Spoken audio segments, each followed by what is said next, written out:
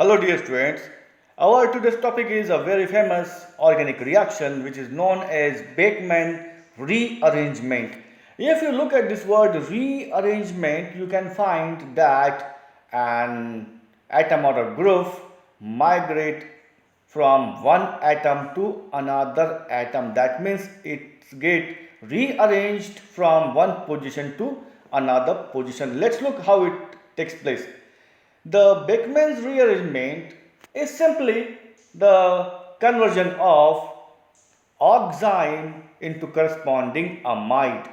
If you look at this word oxime, you will find this classical feature. This ox stands for presence of this hydroxyl group and this ime stands for this imine portion, that is C double bond N. So when oxime is reacted with certain chemicals of Beckmann rearrangement reaction, it gets rearranged to corresponding amide. So by treatment of oxime with some Beckmann chemicals, we will get the formation of corresponding amide. Let's look how this conversion takes place. This is the classical example.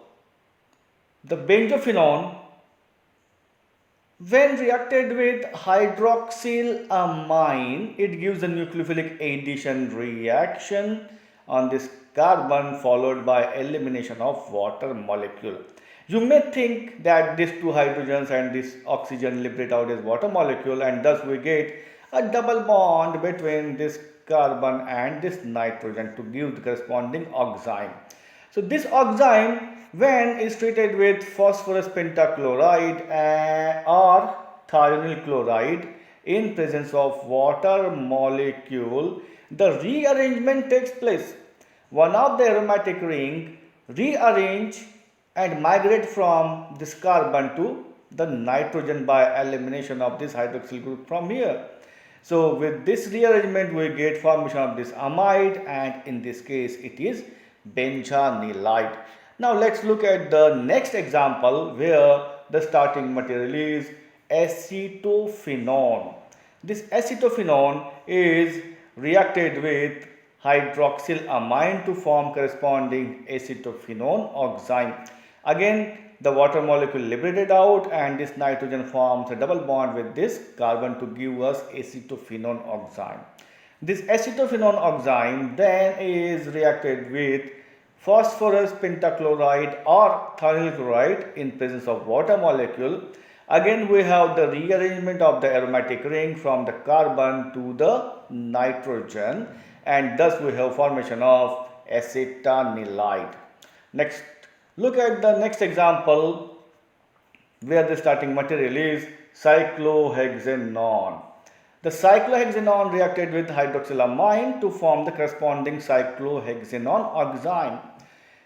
This oxime, on reaction with phosphorus pentachloride and water molecule, undergoes rearrangement in such a way that this carbon, which is Nt to this hydroxyl group, migrates from the carbon to the nitrogen. So in this way this nitrogen now becomes part of this ring, and this 6-member ring then gets enlarged to this 7-membered ring, which is called as caprolactam. Here capr stands for the 6 carbon, 1, 2, 3, 4, 5 and 6, and lact indicates the cyclization, and stands for presence of this amide.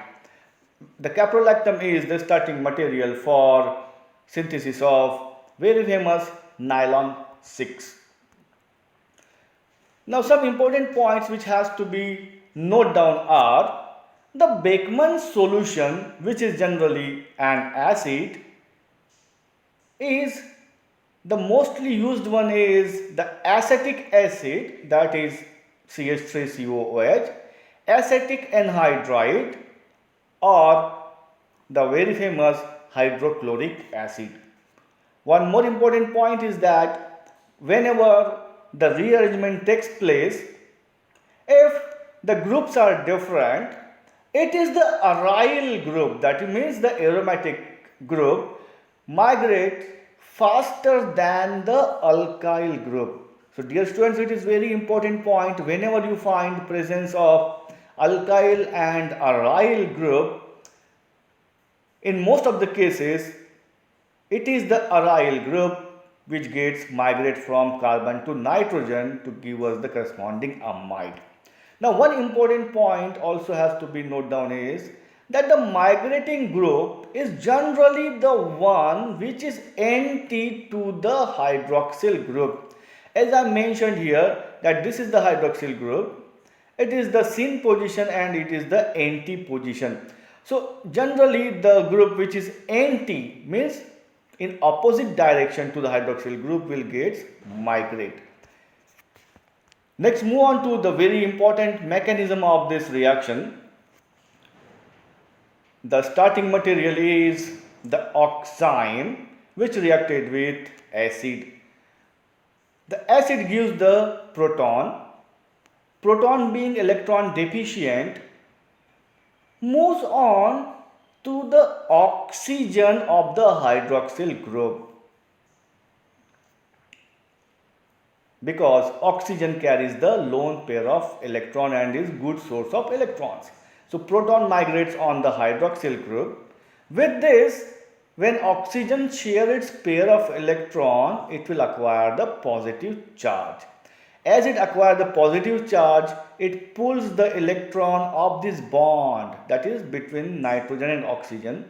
The oxygen pulls the electron towards itself, and though it become a molecule of water, it's going to be liberated out from here with the electrons of this bond. Oxygen is more electronegative than nitrogen, so also the oxygen attract this electron pair of this bond and will liberate out from here.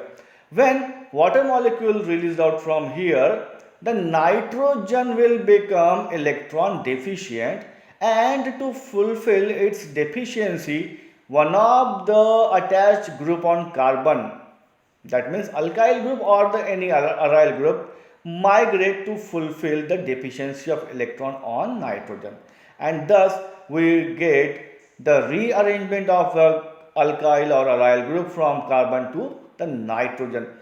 With this rearrangement, we get formation of this carbocation, because when alkyl group migrates from carbon, it takes an electron from this bond and will goes on to the nitrogen. So carbon will acquire the positive charge. Now nitrogen has the lone pair of electron on it, so it shares its pair of electron with this carbon to give this intermediate structure. So both these two structures are in equilibrium with each other. So either this structure or this structure, both are called as nitrile ion. So it is this molecule of nitrile ion which takes part into the next reaction with water molecule. Again, the oxygen of water molecule being electron rich attack on the carbon of nitrile ion, and thus we get formation of this molecule where again the oxygen carries the positive charge. So to attain the stability, this species then release out one proton molecule from water molecule. So when one proton molecule is released out, we will get formation of this compound where there is a double bond and a presence of hydroxyl group. You may recall it as presence of in and all structure. Whenever there is in and all structure, it may tautomerize into corresponding carbonyl group. So again, this hydrogen on this hydroxyl group migrate on this electronegative nitrogen. So when this migration takes place, this nitrogen then it gets converted to NH. This bond will be broken down, and the electrons of this bond then will be shared with oxygen to form a double bond. So, dear students, here we get the tautomerism, that is the migration of proton from oxygen to nitrogen.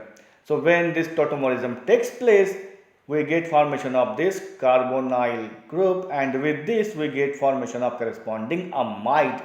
So in this way, we starting with the oxime, we get formation of the corresponding amide in which the groups are rearranged. So dear students, that is all about the Beckmann's rearrangements. Thanks for watching the video. Please like, share and subscribe. Thank you.